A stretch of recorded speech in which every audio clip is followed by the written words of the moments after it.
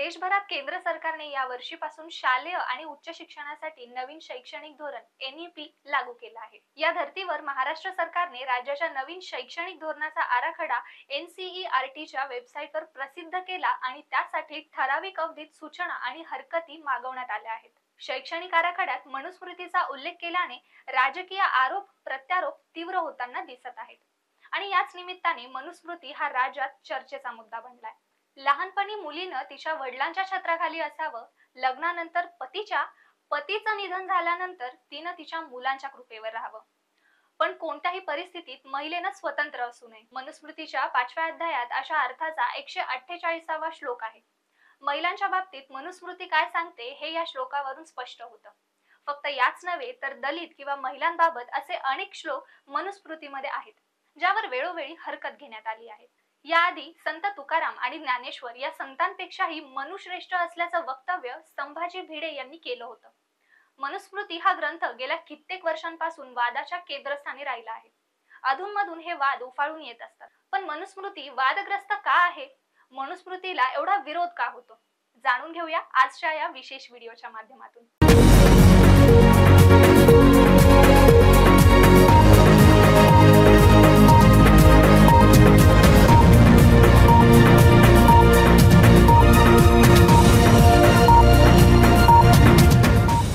नमस्कार मित्रांनो, मी Prachi Shirsat spectrum academy या YouTube चॅनलवर आपले स्वागत करते।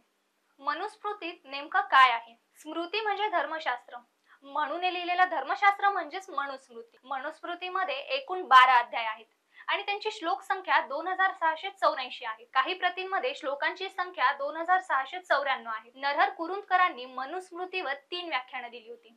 नरहर कुरुंदकर हे मराठी भाषा व साहित्याचे समीक्षक आणि समाजचिंतक होते। मनुस्मृतीचं स्वरूप सांगताना कुरुंदकर लिहितात, इसवी सनाच्या 2ऱ्या किंवा 3ऱ्या शतकापासून या ग्रंथाच्या निर्मितीला सुरुवात झाली। पहिल्या अध्यायात ग्रंथारंभ, सृष्टीची निर्मिती, 4 युगे, 4 वर्ण, त्यांची कामे, ब्राह्मणांचा मोठेपणा हे विषय आले आहेत।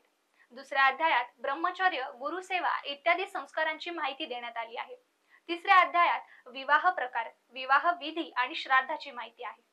चौथ्या अध्यायात गृहस्थ धर्म, भक्षाभक्ष, 21 प्रकारचे नरक इत्यादी माहिती आहे। 5व्या अध्यायात स्त्री धर्म, शुद्धाशुद्ध इत्यादी माहिती पुन्हा देण्यात आली आहे। 6व्या अध्यायात संन्यास, आश्रम, 7व्या अध्यायात राजधर्म, 8व्या अध्यायात व्यवहार, साक्ष, गुन्हे, न्यायदान ही माहिती आहे। 9व्या अध्यायात वारसा हक्क, 10व्या अध्यायात वर्णसंकर, 11व्या अध्यायात पाप म्हणजे काय हे सांगण्यात आलं आहे। 12व्या अध्यायात 3 गुण, वेद, प्रशंसा हे विषय आहेत। मनुस्मृती ग्रंथात हक्क, गुन्हे, साक्ष, न्यायदानाची माहिती आहे। त्यामुळे आजच्या काळातील IPC किंवा CRPC प्रमाणे याची रचना आहे असं वाटतं, पण त्याचं स्वरूप तसं नाही।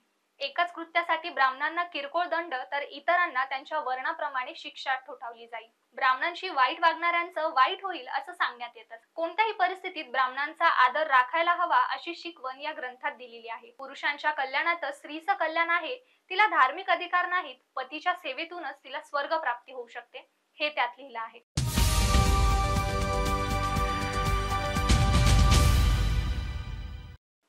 25 डिसेंबर 1927 रोजी तत्कालीन कोलाबा आणि आताच्या रायगड जिल्ह्यातल्या महाडमध्ये मनुस्मृतीचं डॉक्टर बाबासाहेब आंबेडकर यांनी दहन केलं। मनूने चतुर्वर्ण्याचा पुरस्कार केला होता। चतुर्वर्ण्यांचं पावित्र्य राखावं अशी शिकवण मनूने दिली होती। त्यातूनच जाती व्यवस्थेला प्रोत्साहन मिळालं। मनूने जाती व्यवस्था निर्माण केली असं म्हणता येत नसेल तरी त्याची बीज मनूने पेरली आहेत असं डॉक्टर बाबासाहेब आंबेडकरांनी त्यांच्या फिलॉसॉफी ऑफ हिंदुइझम या ग्रंथात लिहिलं। त्यांच्या हू वेअर द शूद्रास आणि अनहायलेशन ऑफ कास्ट या पुस्तकात देखील त्यांनी त्यांच्या मनुस्मृती यांचा विरोध केला आहे। त्यांच्या हू वेअर द शूद्रास आणि अनहायलेशन ऑफ कास्ट या पुस्तकातच देखील त्यांनी मनुस्मृतीला त्यांचा विरोध का आहे ही भूमिका स्पष्ट केली आहे। महिला आणि दलितांचा सामान्य जीवन जगण्याचा हक्क नाकारणं आणि ब्राह्मण्य वर्चस्ववादाची भूमिका, त्यातून समाजात अनेक जातींची निर्मिती झाली। या जातींचं स्वरूप हे एखाद्या बहुमजली इमारतीसारखं आहे, ज्या इमारतीला एका मजल्यावरून दुसऱ्या मजल्यावर जाण्यासाठी पायऱ्याच नाहीत असं ते वर्णन करतं। चातुर्वर्ण निर्माण करून मनूने श्रमाचं विभाजन तर केलं, पण श्रमिकांचं विभाजन केलं नाही असं डॉक्टर बाबासाहेब आंबेडकर म्हणतात।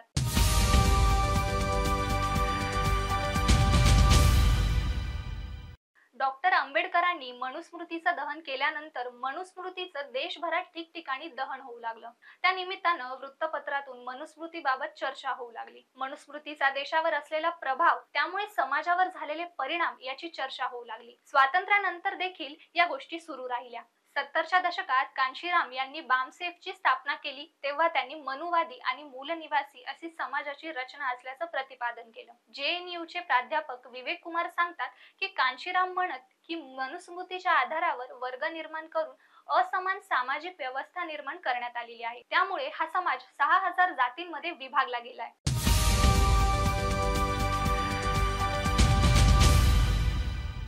संभाजी भिडे यांनी मनु हा संत तुकाराम आणि ज्ञानेश्वरांपेक्षा श्रेष्ठ होता असं म्हटलंय. त्यावेळी केलेल्या भाषणात भिडे म्हणाले, मनूने विश्व कल्याणासाठी हा ग्रंथ लिहिला होता. मनू हा महान कायदेपंडित होता, म्हणून त्याचा पुतळा राजस्थान हायकोर्टाबाहेर लावण्यात आल्याचं वारंवार सांगितलं जातं. हा पुतळा जयपूरच्या बार असोसिएशननं उभारला आहे. त्यावेळी बार असोसिएशन मध्ये बहुतांश वकील हे उच्चवर्णीय होते. त्यांनी या पुतळ्यासाठी हट्ट धरला. पहिल्यांदा कायदा लिहिणारा मनू आहे असं सांगून हा पुतळा उभारला गेला, असं राजस्थानमधील दलित चळवळीच्या कार्यकर्ते PL मिठरोट आपल्या भाषणामध्ये उघडपणे सांगतात. सनातन संस्था देखील मनुस्मृतीचं समर्थन करते. मनुस्मृती जाळावी की अभ्यासावी या ग्रंथाची निर्मिती सनातन संस्थेनं केली आहे. मनुस्मृतीतील मार्गदर्शनानुसार राज्यव्यवस्था अस्तित्वात होती असा दावा सनातननं केला आहे. नीत्शे या जर्मन तत्ववेत्यावर मनुस्मृतीचा विलक्षण प्रभाव होता असं देखील सनातननं म्हटलं आहे. मनुस्मृतीमध्ये जातीयवादाचा उल्लेख नसल्याचं देखील सनातननं म्हटलं आहे. तर मित्रांनो, तुम्हाला आमचा हा व्हिडिओ कसा वाटला नक्कीच तुमची प्रतिक्रिया कमेंट बॉक्स मध्ये कळवा आणि अशाच नवनवीन माहितीपूर्ण व्हिडिओज करता स्पेक्ट्रम अकॅडमी या YouTube चॅनलला सबस्क्राईब करा. धन्यवाद.